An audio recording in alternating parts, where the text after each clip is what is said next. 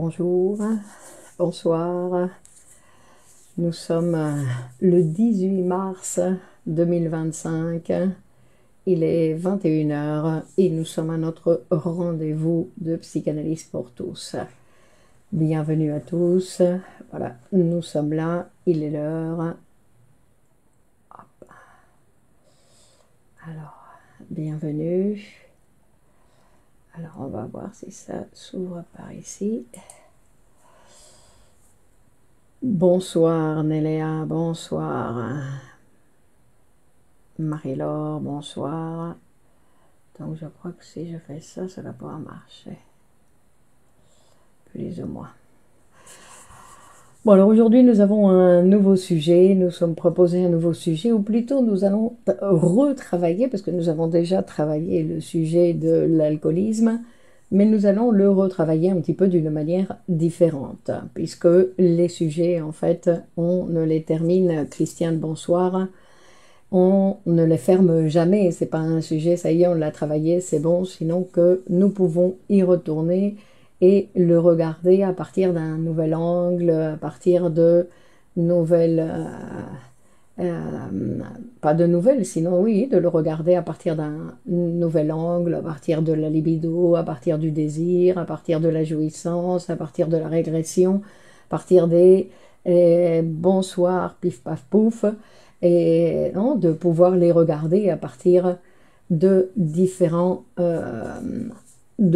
points de vue, on va dire, mais c'est pas les points de vue non plus. Lucie, bonsoir, Nathalie, bonsoir. Sinon, de regarder ce phénomène de l'alcoolisme pour en parler non, que c'est quelque chose, comme vous savez, qui touche énormément de gens. Et on pourrait déjà se poser la question à savoir qu'est-ce qu'on appelle l'alcoolisme, c'est-à-dire quand est-ce que ça va être considéré comme un alcoolisme. Fatia, bonsoir. Alors, premièrement, je dirais que dans une séance de psychanalyse, c'est un petit peu comment le patient va nous en parler. N'oublions pas que nous dépendons du discours du patient et que nous ne pouvons pas, par les manifestations que nous allons voir des gens qui sont autour de nous, de les étiqueter et de leur mettre des étiquettes en leur disant, Serge, bonsoir, en leur disant, voilà, lui, il est alcoolique, elle est alcoolique, sinon que ça, c'est quelque chose qui est différent. Je veux dire, c'est un jugement qui est différent. En psychanalyse, tout va dépendre du discours du patient. Après, d'une certaine manière, on dit qu'il y a que l'alcoolisme, en fait, produit des symptômes dans la réalité, produit des symptômes au niveau du comportement. Françoise, bonsoir. Au niveau du comportement, au niveau des troubles du sommeil, au niveau des relations sociales où on devient désagréable très souvent, c'est-à-dire qu'il y a des changements dans le comportement qui sont assez remarquables.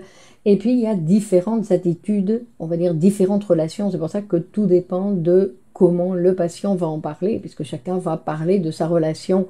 Virginie, bonsoir, avec cette relation avec l'alcool ou avec la bouteille, ou comment chacun va en parler. Donc ça va être ça, on va dire, qui va être le Annick, bonsoir, qui va être le plus important.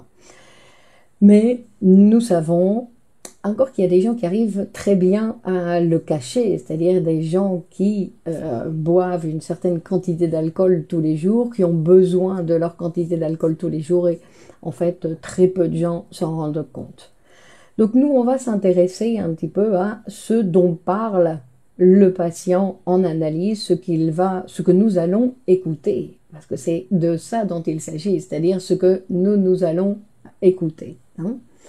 Parce que ce qui est difficile, on va dire, et ce qui est difficile, c'est de voir ce que cache, en fait, cette relation que le sujet peut avoir, ou avec l'état d'ébriété, ou avec l'alcool, ou avec,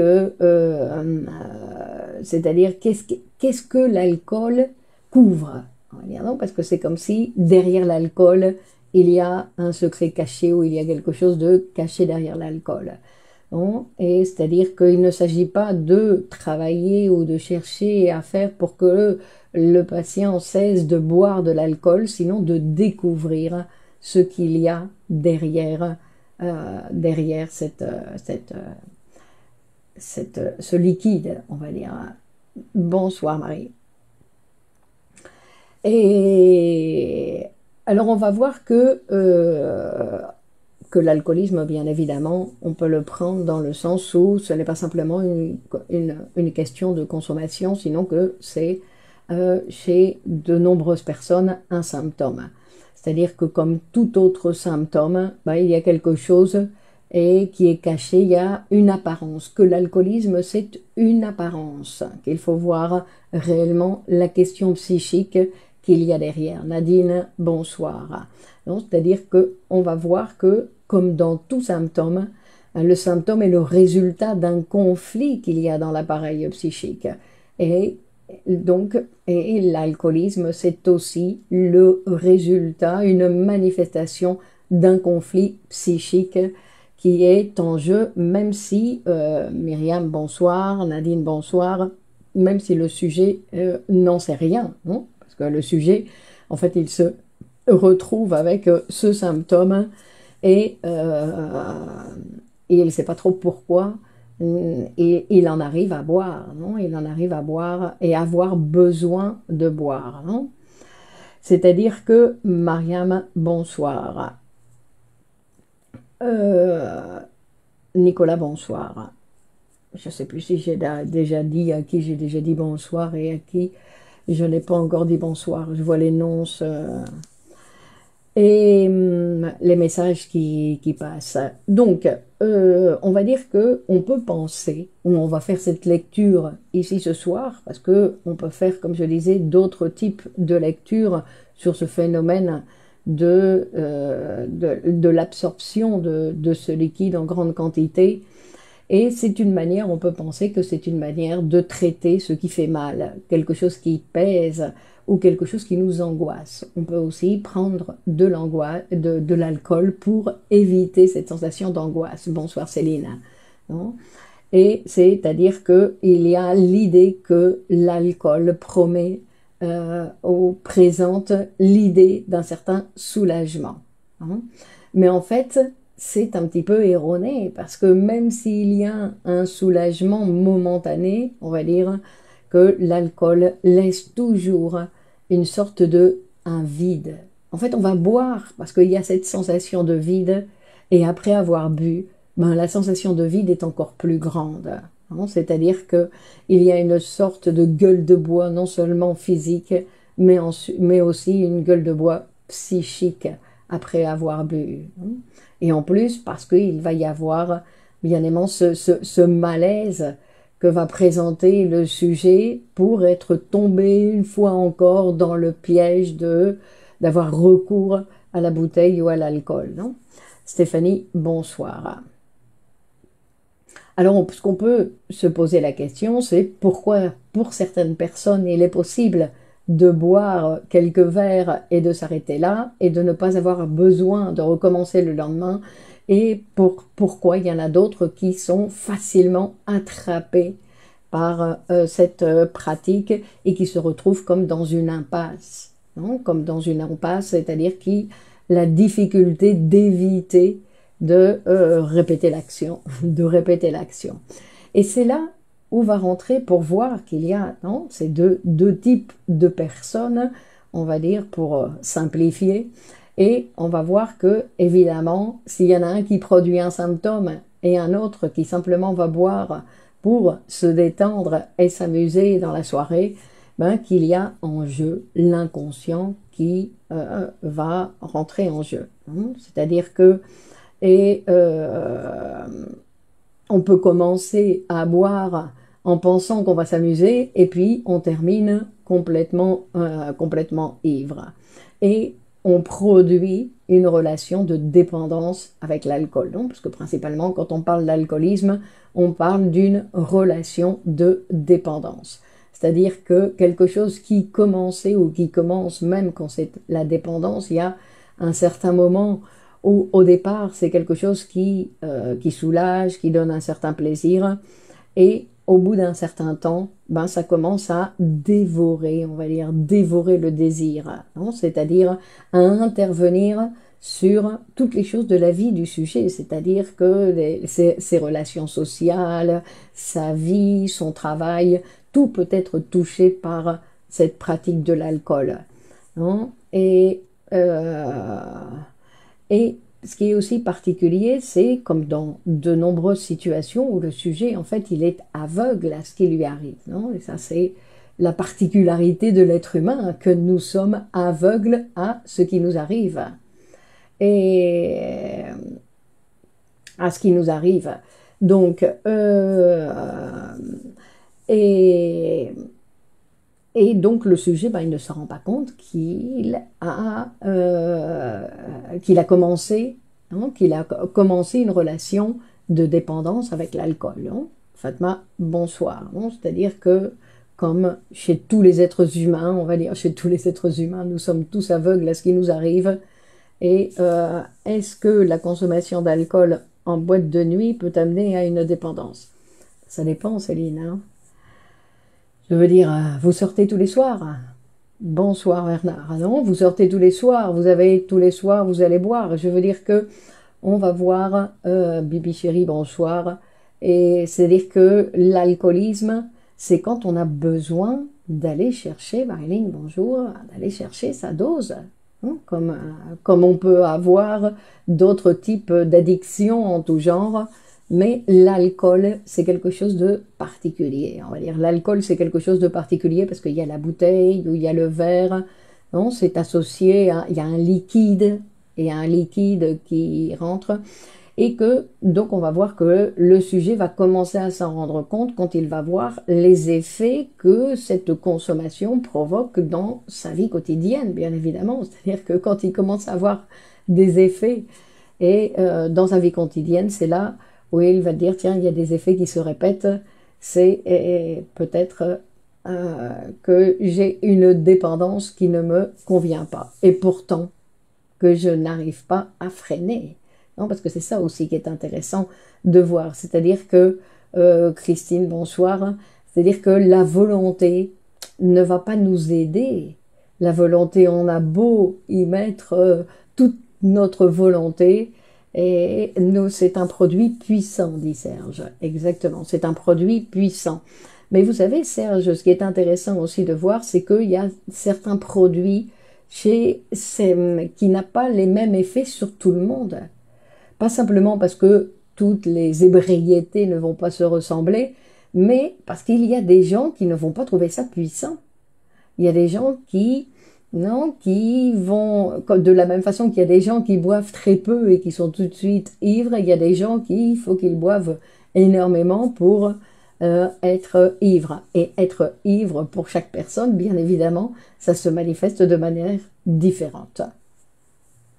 Donc, tout ça pour dire que, bien évidemment, la psychanalyse va s'intéresser à savoir ce qui se cache derrière cette pratique que, pour certaines personnes, est quotidienne. Non, parce que le problème, ce n'est pas la substance en elle-même, sinon la fonction qu'elle prend dans la vie du sujet qui boit. Non, parce que l'alcool, c'est associé au verbe boire. Quel signe révélateur de l'alcoolisme? Non, on ne va pas aller regarder les voisins. Non, je dis Céline, on ne va pas aller regarder les voisins pour voir qui est alcoolique et qui n'est pas alcoolique. Sinon, qu'on va apprendre à écouter et le patient pour voir comment il parle de sa relation à l'alcool. Parce qu'en plus, il y a des gens qui vont se considérer alcooliques avec avec très peu d'alcool, non, ils sentent qu'ils ont une dépendance et que de l'extérieur on pourrait dire bah non, on te voit pas alcoolique, etc. Mais le sujet il peut se sentir dépendant de l'alcool. C'est pour ça que ce qui va toujours nous intéresser, c'est d'écouter le sujet.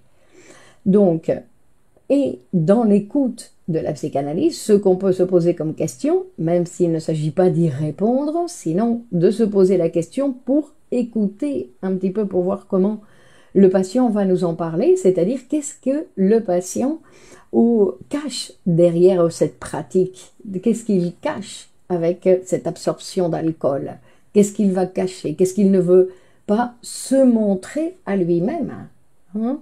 C'est-à-dire quelle est l'angoisse qu'il essaye d'endormir. Mais c'est une tentative, hein, qui ne va pas avoir de bons résultats. C'est-à-dire qu'on dit par exemple que l'alcool permet de nous désinhiber. Alors pour certaines personnes effectivement c'est ça, mais désinhiber quoi? Bon, pour chaque personne, encore une fois, ça va être, non, une manière différente. Qu'est-ce que je vais désinhiber?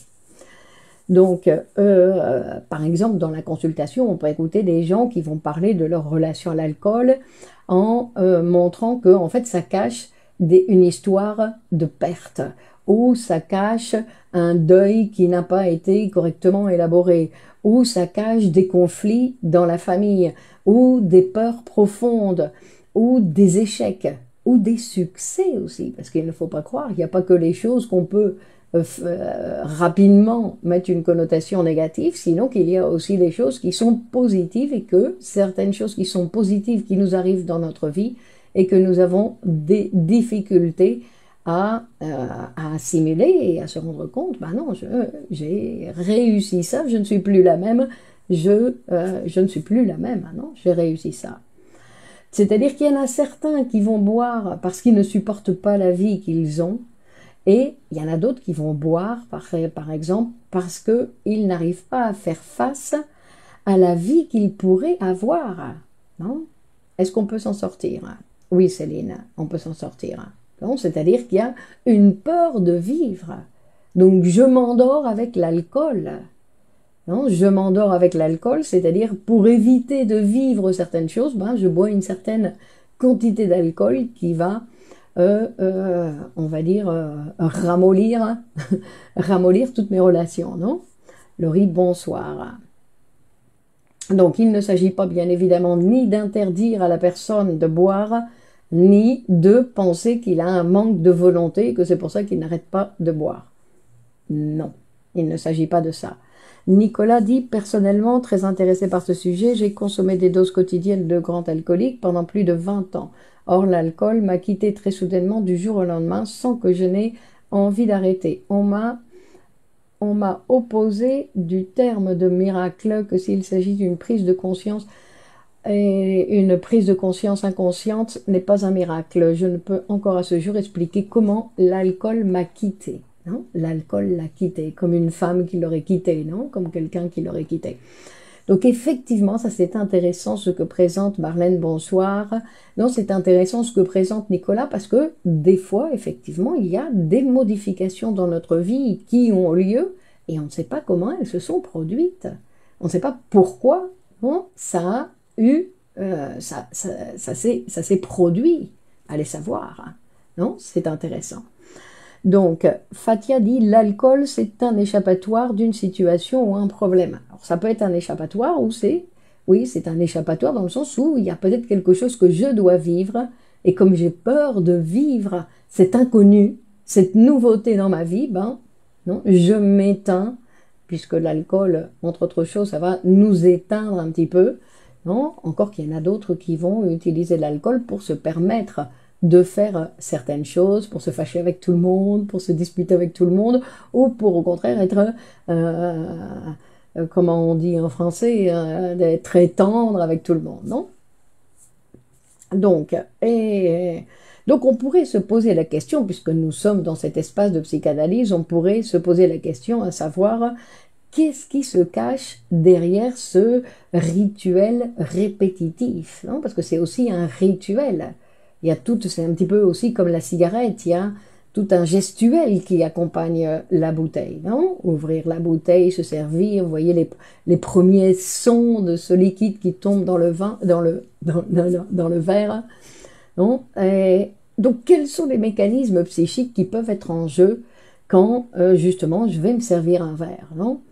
Et donc, on disait que, bien évidemment, le phénomène de cet alcoolisme, non, on renferme, parle de quelque chose, non, d'un conflit psychique. Et Alors, nous savons que l'appareil psychique, non, le travail que l'appareil psychique fait tout le temps, on va dire, c'est qu'il essaye à tout prix de résoudre le problème des tensions dans les différentes instances de l'appareil, non, et qui se trouve face, d'un côté, à une réalité qui lui réclame certaines attitudes, et d'un autre côté, à certains désirs primitifs, par exemple, de l'appareil aussi, qui existent, mais qui sont à l'intérieur de la... Enfin, à l'intérieur, il n'y a pas d'intérieur ni d'extérieur, mais disons qui appartiennent au sujet, qui ne font pas partie de la réalité extérieure, c'est-à-dire des pulsions qui sont incontrôlées, des conflits qui n'ont pas été élaborés, et qui peuvent apparaître n'importe quand. C'est-à-dire que quand il y a un débordement, dans cette difficulté à résoudre les conflits dans l'appareil, ça peut provoquer, ça peut amener certains sujets à avoir recours à l'alcool. Nous pouvons préciser, et ça c'est important, que l'alcool, bien évidemment, est un produit à la portée de tous, qui est économiquement à la portée de tous, et qui se trouve facilement, qu'il n'y a pas de limite d'âge. J'y vois un côté masochiste d'aimer un produit qui peut nous détruire comme toutes les autres drogues. Effectivement, Serge. Donc il peut y avoir un côté, effectivement, du point de vue, mais quand on dit masochiste, on va dire c'est une pulsion qui va se satisfaire. Non, quand on parle de conflit, c'est-à-dire qu'il y a une énergie qui a besoin de se satisfaire et qui peut aller se satisfaire de cette façon-là. Donc, que pensez-vous de quelqu'un qui déclare qu'il boit pour le plaisir ou par plaisir? C'est possible, il y a des gens qui boivent par plaisir. Effectivement, ce n'est pas quelque chose qui est interdit, non? Il y a des gens qui arrivent à réduire.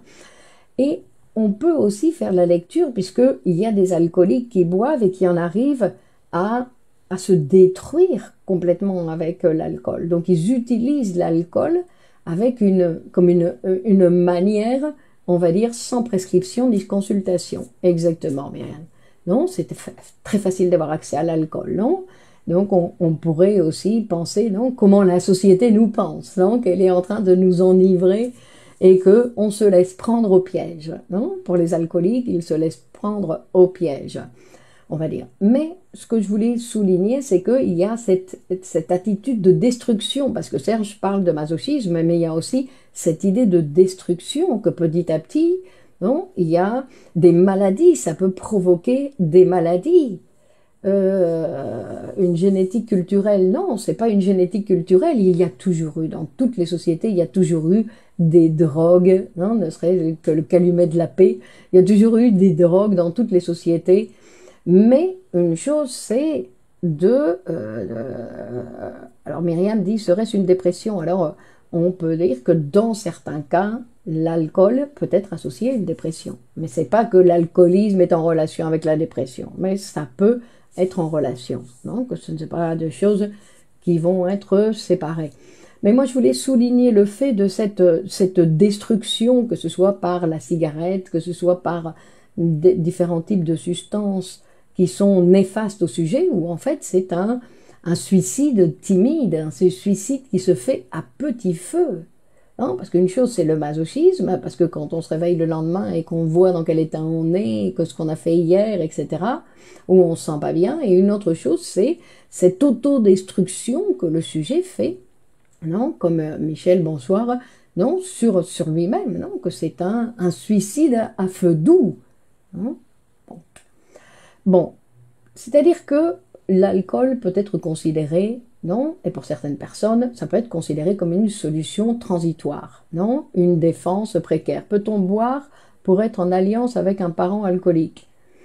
Et il y en a qui peuvent, c'est pas pour être en alliance avec un parent alcoolique, après il y en a qui boivent par identification, ça c'est une possibilité aussi, non, quelque chose qui est en relation avec l'identification. Après, on se laisse entraîner, on va à une fête, tout le monde boit, tout le monde... Et on voit, il y a des gens, vous avez vu, il y a des gens, ils vont dans les fêtes, ils n'ont pas besoin de boire. Ils sont comme s'ils se mélangent avec ceux qui boivent, et on ne voit pas la différence. Alors qu'ils n'ont pas bu, ils sont avec leur jus de fruits et ils n'ont pas bu du tout et puis on ne voit pas la différence. Non, ça c'est fantastique. Donc ils n'ont pas besoin de boire pour pouvoir s'amuser et dire des bêtises et des conneries, etc. Bref. Donc pour revenir un petit peu à cet appareil psychique, donc, qui est en jeu, donc bien évidemment, comme vous vous en rappelez, nous avons commencé à jouir dans cette vie, dans notre vie d'être humain, ben, par la bouche. La bouche, c'est bien le premier, le premier trou, hein, qui a commencé à avoir des satisfactions. C'est-à-dire que nous avons commencé à sucer, et c'est comme ça que nous avons en plus été alimentés. Donc vous voyez, il y a beaucoup de choses qui peuvent rentrer en jeu, non? C'est-à-dire que l'enfant réclame de façon insistante, en fait, toujours avoir cette chose dans la bouche. Alors d'un côté, parce qu'il a faim, et après, une fois qu'il a fini, on continue à lui donner la tétine pour qu'il continue à suctionner, pour le plaisir de suctionner, même s'il n'y a plus de lait dans le biberon. L'enfant, il y a ce plaisir et ce plaisir. Alors, on va voir, et donc,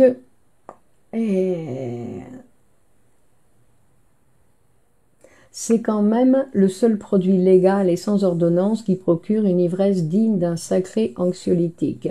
Au-delà de l'addiction chimique, quelque chose en nous s'empare de ces effets immédiats qui permettent, sur de belles secondes, de se vivre libre, contrairement à l'ordinaire. Oui, mais bon, on vit, c'est-à-dire que, oui, je dis que toutes les sociétés ont utilisé des drogues pour pouvoir s'amuser, pour pouvoir se détendre, et qu'on n'est pas contre. Non, que je veux dire qu'on n'est pas contre la possibilité d'utiliser ces substances, que ce sont... le problème, c'est quand la substance produit un problème pour le sujet ou son entourage. Hein? Est-ce que l'alcoolisme est dû au manque de la mère ou à une rupture de lien avec elle durant les premières années de vie? Non, la maman n'a rien à voir. C'est une relation du bébé avec sa manière d'être en relation avec la jouissance dans la bouche.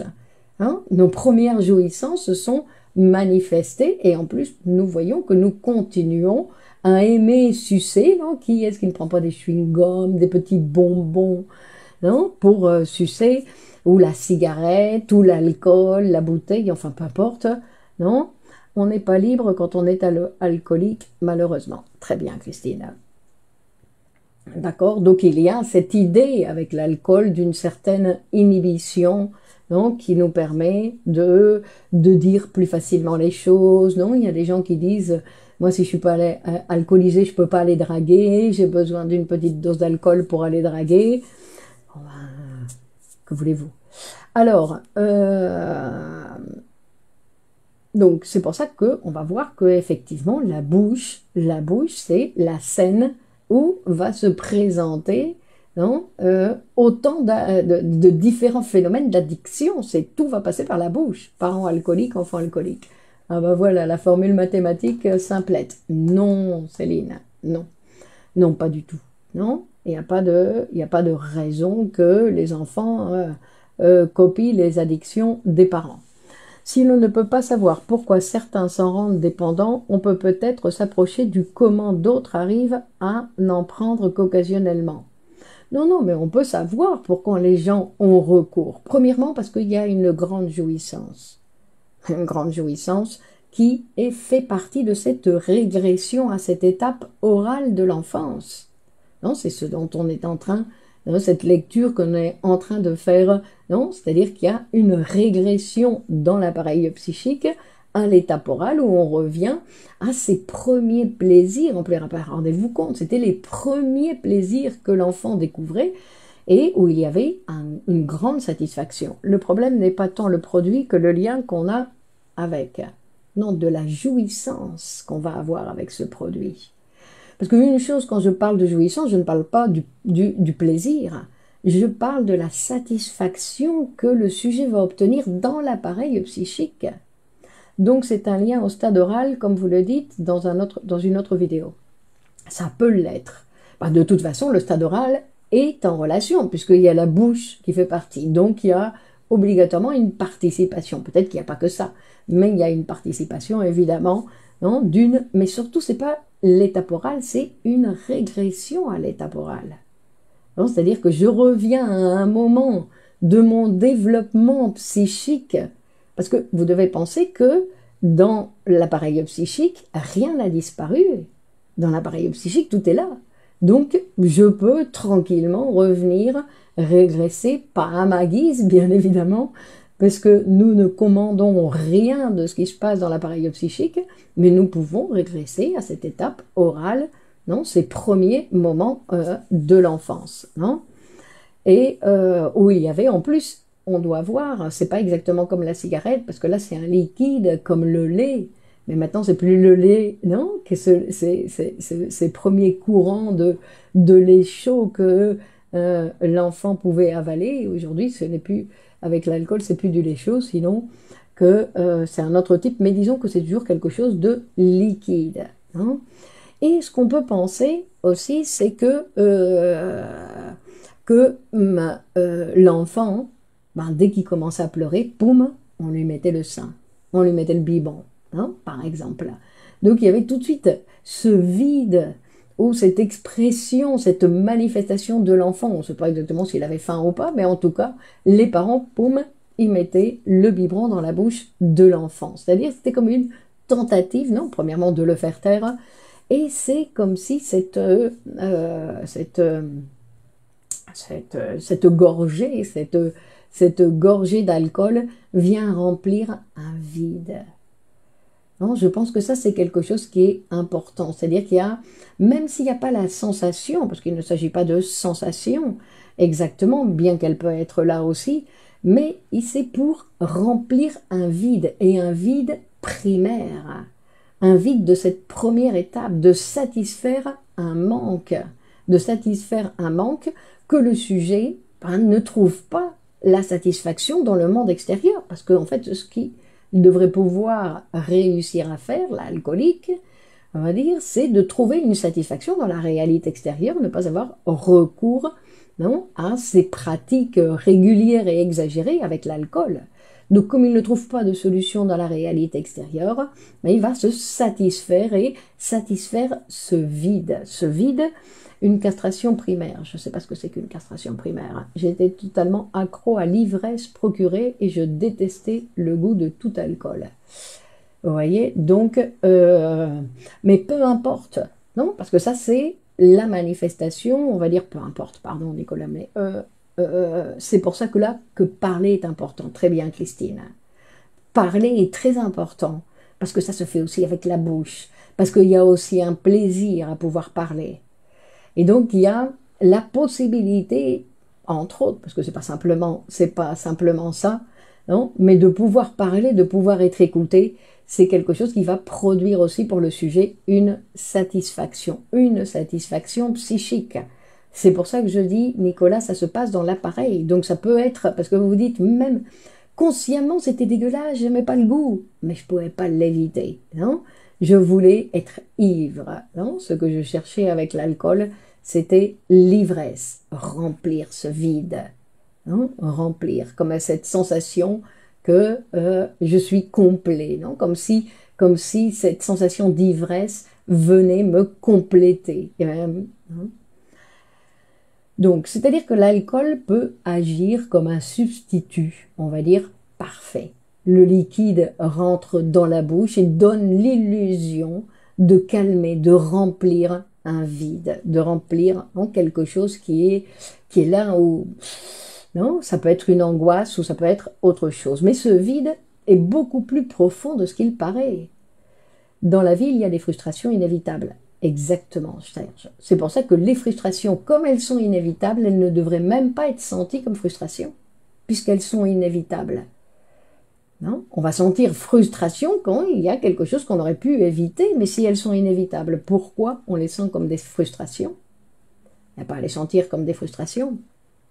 On parle d'alcool mais ça me fait penser à la nourriture. Effectivement, Bibi chérie, vous avez tout à fait raison. Bah oui, parce que c'est encore quelque chose avec, non? Ça peut être quelque chose qui peut être comparé un petit peu avec la boulimie, non? L'alcoolisme, la boulimie, non? C'est-à-dire ce besoin de remplir ce vide, ce que font d'ailleurs certains boulimiques, non? D'essayer de, ils mangent pour remplir ce vide. Et comme on disait, mais ce vide, il est beaucoup plus profond qu'il n'y paraît. C'est-à-dire qu'il ne s'agit pas simplement d'une certaine dose d'alcool ou d'une certaine nourriture, sinon qu'après, une fois que l'ivresse passe, poum, le vide revient. Et pourquoi le vide revient? Parce qu'il est constitutif, parce qu'il fait partie de notre vie, tout comme les frustrations inévitables. Céline dit, on peut être vexé. Vous avez été vexé par ce que j'ai dit, Céline? Je vous ai vexé? Alors, c'est-à-dire que on peut dire par exemple qu'il ne s'agit pas simplement d'une soif physique, sinon qu'il s'agit d'une soif émotionnelle, non? D'un désir inconscient de protection, d'amour, de contention. Non? Dans chaque bouteille, il y a comme l'écho de cet enfant qui continue à réclamer de l'attention, qui continue à réclamer de l'amour, qui continue à réclamer. Même si c'est inévitable. Ah, c'est un ressenti, la frustration, même si c'est inévitable. Mais non, quand elle est inévitable, on ne devrait pas la sentir. On ne devrait pas la sentir quand elle est inévitable, puisqu'on ne peut rien faire. Non? Je veux dire, par exemple, il y a des choses, on devrait pouvoir, je sais que ça arrive à beaucoup de gens, hein, je sais que ça arrive à beaucoup de gens, mais c'est comme vouloir lutter contre notre mortalité. Si c'est inévitable, qu'est-ce que je fais? Essayer de lutter contre ma mortalité, ou à essayer d'éviter les rides, ou à essayer d'éviter certaines choses qui sont inévitables. Ben là, quand je fais quelque chose contre l'inévitable, c'est là où je me fais mal. C'est là où je me fais du mal. J'essaye de lutter contre quelque chose qui fait partie de la vie. Et c'est là, hein, c'est pour ça que la psychanalyse, ce qu'elle nous présente, c'est la possibilité de devenir cet être humain avec ces choses qui sont inévitables. Ben oui, je vais vieillir, bien oui, je vais mourir, ben oui, je vais passer par des frustrations, par des déceptions.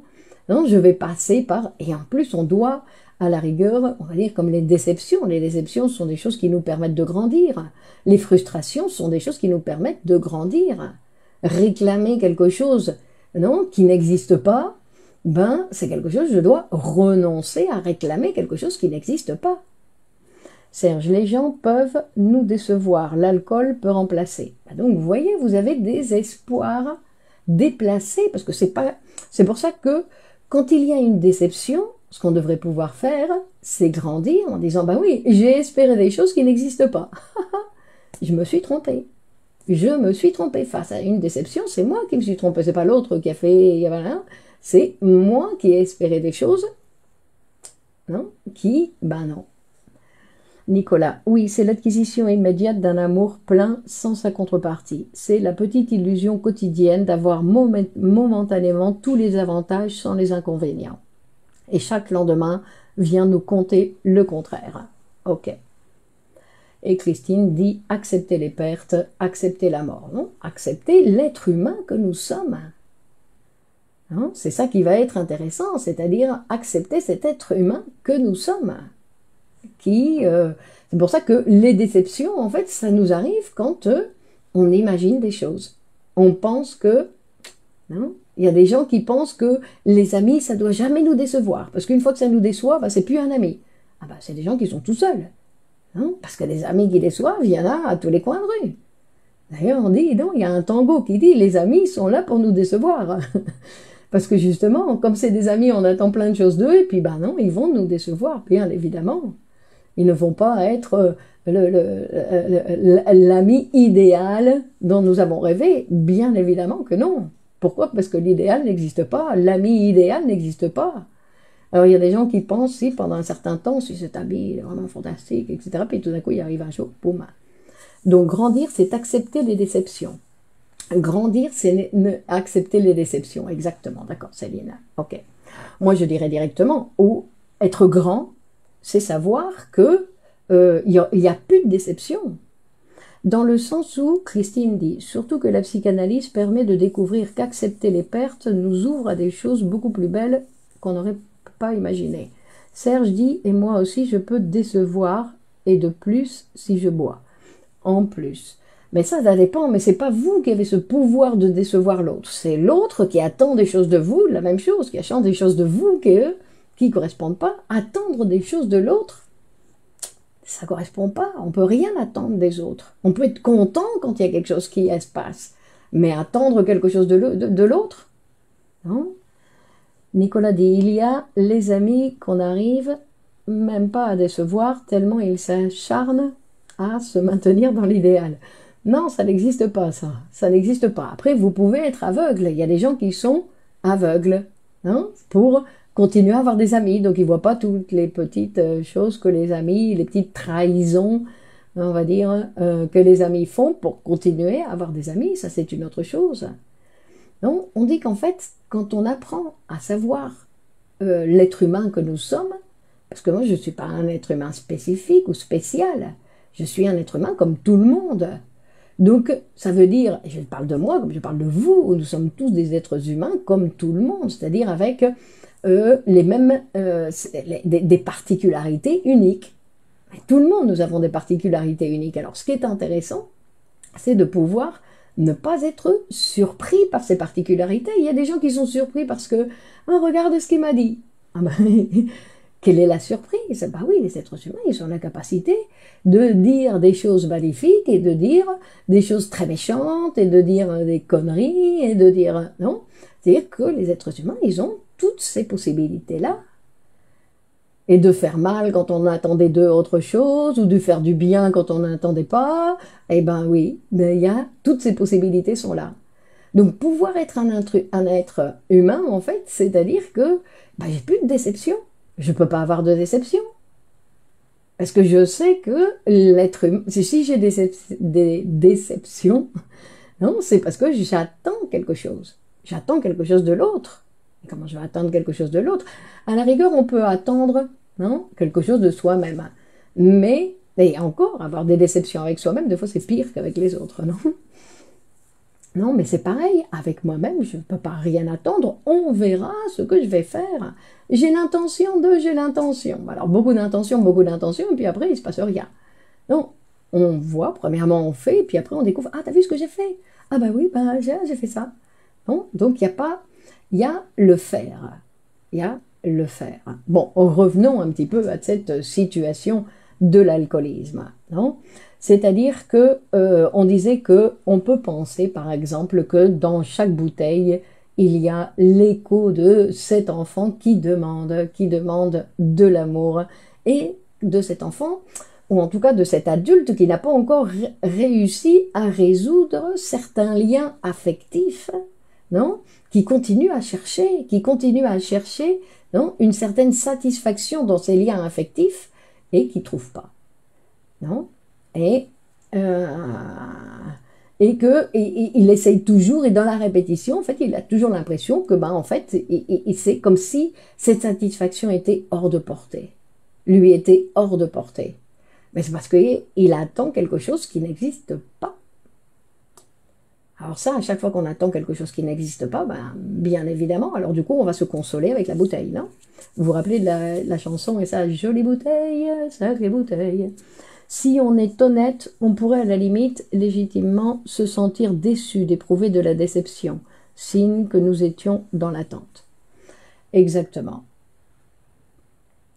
Alors on va dire que dans l'appareil psychique, il y a donc les mécanismes dans l'appareil psychique qui peuvent travailler ou pour la santé ou qui peuvent travailler pour la maladie. Et on avait déjà vu que c'est une question de quantité. Donc il y a des mécanismes qui vont plus travailler et qui vont donner comme résultat la maladie, et des mécanismes donc selon la quantité de libido et selon les mécanismes qui vont être utilisés. Et quand les tensions de l'appareil sont trop intenses ou douloureuses, ben bien évidemment nous allons chercher une manière de soulager tout ça. Non, et que de temps en temps, ben, la manière de soulager ces tensions, ben, on utilise des mécanismes qui vont contre nous, qui ne sont pas salutaires. Mais il y a d'autres fois, on peut utiliser des mécanismes qui sont salutaires. D'ailleurs, la même personne peut d'un côté se faire du mal en s'alcoolisant et d'un autre côté faire d'autres choses qui lui font du bien. Hein, que la même personne peut avoir, bien évidemment, ces différents types d'attitudes. C'est pas que tout ce que fait l'alcoolique, c'est pour se faire du mal. Non. Non. Donc, on peut penser que c'est une manière rapide, l'alcool, d'anesthésier la douleur émotionnelle. Oh, on peut dire. On va dire c'est une barrière liquide qui essaye de protéger le moi, de faire face à ce qui lui est insupportable. Mais le moi, c'est quelque chose qui est inconscient. Donc c'est quelque chose qui est insupportable pour le sujet et que le sujet ne connaît pas. C'est pour ça qu'il ne peut pas faire face à ça, parce que pour lui c'est inconnu. Hein, hein. Mais que bien évidemment, toutes ces tentatives de défense, ou cette tentative de défense, ben, elle a ses limites. Serge dit, mais pourquoi revenir à ce stade tout autant pour alcoolique ou le boulimique? Parce qu'il n'y a pas la satisfaction, c'est ce qu'on est en train de voir, Serge, parce que le sujet ne trouve pas de satisfaction dans la réalité matérielle, il n'arrive pas à trouver cette satisfaction qu'il a avec l'alcool. Que l'alcool lui donne une plus grande satisfaction que d'aller embrasser une femme. Il préfère sa bouteille à un baiser avec une femme. Grossièrement, non, comme caricature. Hein, que je veux dire, dans le sens où c'est aussi avec la bouche. Hein, mais dans ce sens-là, donc comme il a une plus grande jouissance, parce qu'aussi il y a l'importance de la jouissance qui va intervenir. Quand il y a une grande jouissance sur quelque chose, on va dire, il y a des gens qui disent, là où j'ai le plus de grande satisfaction, c'est avec l'alcool, avec les relations, les conversations par exemple. L'être humain, il a la capacité de jouir dans les conversations, dans les rencontres avec quelqu'un d'autre ou avec d'autres personnes, et de pouvoir jouir de conversations. On dit que ça c'est un des plus grandes jouissances de l'être humain, de pouvoir parler et d'être écouté en psychanalyse. Non ? Y aurait-il des passerelles de langage inconscient, par exemple entre les fantasmes et une consommation mortifère? Je comprends pas. Je comprends pas votre question. Et Christiane dit, et puis après la personne peut arrêter et elle doit être aidée, car risque somatique, délirium. Bon, ça c'est les gens qui sont très alcoolisés. Hein. Les gens qui sont, effectivement, les gens qui sont très très drogués, on va dire, qui ont besoin vraiment de cette quantité. Mais ce que je disais, c'est l'importance de la jouissance. Parce que quand le sujet, il adore aller parler, il adore aller rencontrer des amis et aller, non, parler, écouter, je veux dire avoir des conversations, ben, il n'y a pas besoin d'aller avoir recours à l'alcool. Non, c'est-à-dire qu'on a recours à l'alcool parce qu'on ne prend pas son pied ailleurs. Ou là où on prend vraiment son pied, c'est en étant alcoolisé. Alors après, c'est difficile. Comment on renonce à cette jouissance? C'est pas facile de renoncer à une jouissance. Il faut trouver quelque chose pour remplacer. Sinon, c'est pas... non, sinon, c'est pas faisable. Hein? Et alors, une autre chose pour terminer, pour préciser, qui est très intéressante, il faut aussi penser que Freud, non, quand on dit que l'alcoolisme, c'est le résultat d'un conflit psychique. Et Freud, ce qu'il nous a montré, c'est qu'il nous a montré que les symptômes névrotiques, non, ils ne sont pas des erreurs, ce ne sont pas des failles dans le fonctionnement, ce sont des tentatives de solution.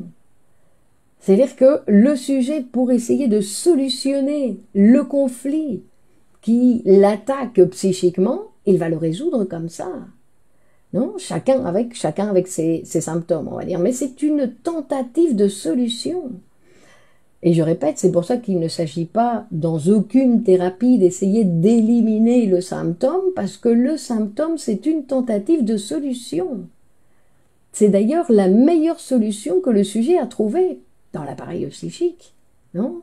Pour justement résoudre un petit peu ce conflit qui le déborde, on va dire. Non, c'est une tentative de solution. Nicolas dit, une articulation qui anime le sujet, comme des vases communicants entre ses excès et sa sexualité.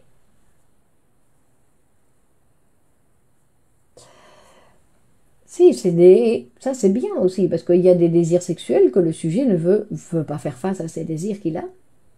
Alors il va, non, troubler, non, ou éliminer, on va dire, ses désirs, ou ne rien vouloir savoir de ses désirs. Parce que quand on dit qu'il y a des gens qui boivent pour ne pas faire face à la vie qu'ils devraient être en train de faire.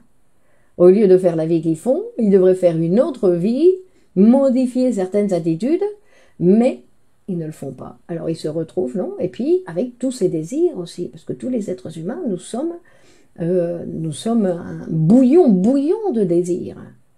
Mais après, qu'est-ce que je fais avec tous ces désirs? Il faut passer à l'acte avec tous ces désirs. Alors, et des fois, le sujet, au lieu de passer à l'acte, il régresse. Hein? Par exemple. Donc, c'est-à-dire que le sujet qui est attrapé entre des désirs inconscients et les exigences de la réalité, non, il va utiliser l'alcool comme sortie temporelle qui vient solutionner la situation. Avec des désirs auxquels il n'est pas capable de faire face, non, et la réalité, les exigences de la réalité. Non, c'est-à-dire que la réalité ne me permet pas de résoudre tous mes désirs, bien évidemment. Je ne peux pas passer à l'acte, réaliser tous mes désirs. Donc, qu'est-ce que je fais? Et donc, c'est pour ça que l'alcool peut être une solution face à tous ces désirs que je ne peux pas réaliser dans la réalité face à ce conflit. On va dire, le sujet utilise l'alcool comme on pourrait prendre un tranquillisant. Non, il y en a qui prennent des tranquillisants face à l'angoisse. Non, mais c'est une impasse. L'alcool, c'est une impasse. Dans le sens où ce n'est pas la solution, bien évidemment, non, et en plus qui produit un malaise qui ne fait qu'augmenter, non. Et on peut dire aussi que cette répétition de revenir à chaque fois vers la bouteille, de retrouver la bouteille, ma meilleure amie c'est la bouteille, de revenir à la bouteille, c'est une façon aussi d'éviter de faire face à ce qui réellement me fait mal, à ce que réellement j'ai des difficultés à résoudre. Hein, par exemple. Donc, Serge, quand la réalité ne répond pas. Non, la réalité se produit. Pas que la réalité ne répond pas, c'est que la réalité, c'est une production de chaque sujet. Non, nous vivons tous sous le même ciel, mais dans des mondes différents, dans des réalités différentes. Parce que chacune de nos réalités sont des réalités que nous avons produites. Notre réalité, c'est une production. Et sur cette même réalité, on va dire, il y a des gens qui arrivent à être contents avec la réalité qu'ils ont, et il y a des gens qui sentent toujours qu'il y a un manque, que la réalité que j'ai, il me manque quelque chose, que ce n'est pas suffisant, que j'ai encore des trucs qui ne vont pas. Non, donc on voit que ça tout dépend de la position psychique du sujet. Tout dans notre vie dépend de notre position psychique. C'est pour ça que la psychanalyse est si fantastique. Parce que la psychanalyse, c'est celle qui permet une modification de la position psychique qui va me permettre de voir ma réalité d'une façon différente. Ce n'est pas simple. La phrase est facile, mais ce n'est pas quelque chose de simple, dans le sens où ce n'est pas non plus difficile. Mais disons que c'est un travail constant. De la même façon qu'on répète tous les jours avec la bouteille, si on pouvait répéter tous les jours avec une séance de psychanalyse, on aurait pu recours à la bouteille, bien évidemment. Non, mais bon, après, qui accepte de faire ce genre de travail? Parce qu'il y en a beaucoup face à la psychanalyse qui se défilent, qui disent non, non, non, non, la psychanalyse, non. Bon. Donc, mais que la psychanalyse, c'est vraiment un instrument. Nicolas dit, en fait, l'alcool est comme un méga problème, mais bien connu. Là, éventuellement, comme pour en remplacer un autre beaucoup trop singulier et embrouillé. Par exemple, non? Donc, mais je ne sais pas si c'est un problème qui est facile, l'alcool, parce que tous les gens qui ont l'habitude de s'alcooliser régulièrement, ils ont des difficultés à se dépatouiller dans cette relation avec l'alcool. Et le lendemain, ils se sentent très mal parce qu'ils sont retombés dans le piège. Non seulement ils se sentent mal, non, comme je disais, ils ont la gueule de bois physique, après ils se sentent mal, après ils se punissent parce que ils ont fait quelque chose qui, a priori, ils ne voulaient pas faire. Non, c'est un conflit qui est un prochain sujet, la modification du sujet par la psychanalyse. Les bienfaits de la psychanalyse, vous dites Christine, par exemple, les bienfaits de la psychanalyse. Mais ça, les gens ne sont pas intéressés par les bienfaits, Christine. Les gens, ils sont intéressés par les symptômes, par les difficultés, parce qu'ils ont besoin de résoudre leurs difficultés, ou de pouvoir penser leurs difficultés de façon différente. Pas de voir que la psychanalyse permet, non, de modifier, de se découvrir nouveau. Mais il y a des gens qui ne veulent pas la nouveauté. Il y a beaucoup de gens qui ne veulent pas la nouveauté, qui préfèrent donc continuer et rester dans ce qu'ils connaissent, où ils ont l'impression qu'ils se débrouillent. C'est pas génial, mais ils se débrouillent. Et ils préfèrent ça. Tout est à respecter. Je ne dis pas que c'est facile, je dis qu'il donne l'impression d'être connu, contrairement à celui qu'il vient masquer. D'accord, ok, mais c'est encore une impression. Ok, merci à vous Marie-Laure. Donc, merci pour votre participation, merci Christine pour les idées, et on continue donc mardi prochain, en principe, il n'y a pas de vacances encore, donc on continue mardi prochain pour un nouveau direct, et on verra le sujet que nous présenterons pour la fois prochaine. Bonne soirée à tous, merci de partager sur vos réseaux, vous savez que au plus nous sommes nombreux, au plus ça fait du bien à tout le monde, pas seulement à vous. Allez, bonne continuation et à mardi prochain. Bonne soirée, au revoir.